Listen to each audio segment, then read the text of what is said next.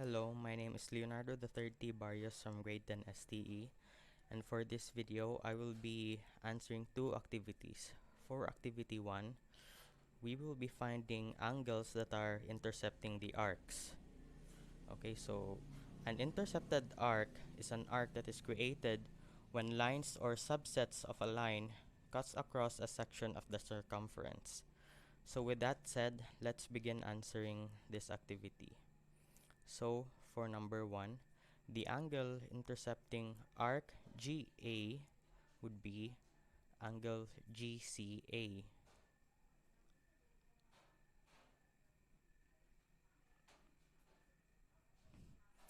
For number 2, the angle that is intercepting arc DH would be DCH.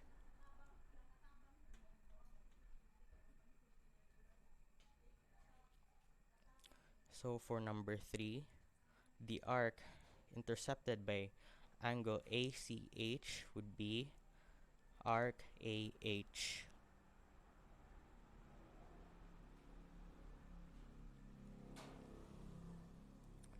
For number 4, the angle intercepting arc FA is angle FCA.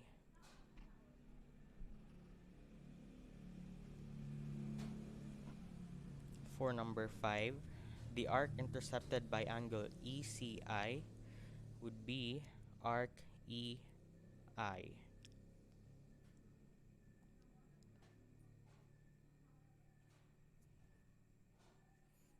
So, activity 1 is now done, and the information we've gotten from this activity will be helpful in the second one. So now, let us begin activity 2. So for activity 2, we have to find the measures of central angles and arcs. Okay, so let us begin by answering number 1. So for number 1, we have to find the measure of angle PCR. PCR and angle QCL are vertical angles. And vertical angles are angles opposite of each other where lines cross, and vertical angles are always congruent, so they have equal measures. Angle QCL is 15 degrees, so angle PCR will also be 15 degrees.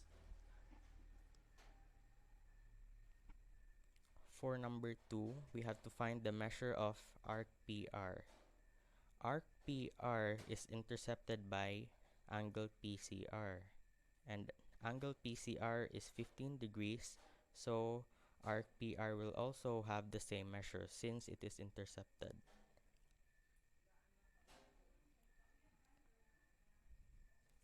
For number 3, we have to find the measure of arc PO.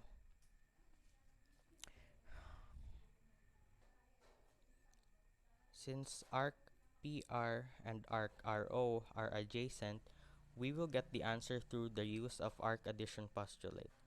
Arc addition postulate states that the measure of an arc formed by two adjacent arcs is the sum of the measures of the two arcs. So if you add arc PR, which is 15 degrees, to arc RO, which is 30 degrees, the result will be 45 degrees.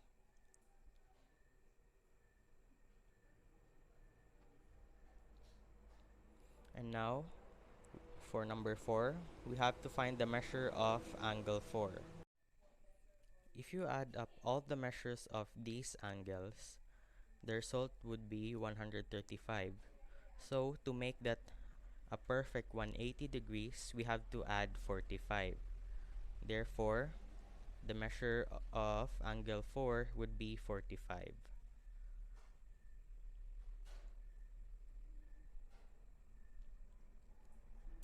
So, for number 5, we have to find the measure of angle 8.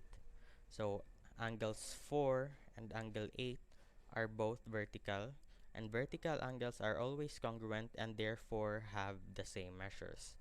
And that measure would be 45 degrees.